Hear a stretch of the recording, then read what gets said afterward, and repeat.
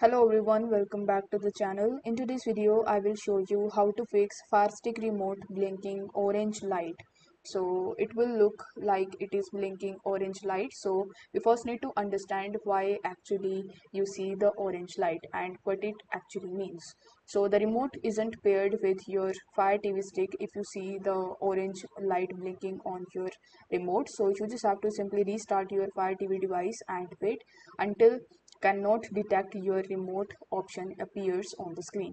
Then pair your Fire TV remote again by pressing and hold the home button on the remote for 10 seconds, and this will fix your blinking orange in the Fire TV stick remote problem. So if the problem still persists, then you can even try some of these troubleshooting methods, in which you can try all of these methods, and we don't know which method would work for you, but most probably you are gonna fix this issue with the help of these steps. So thanks for watching this video. I see you next time.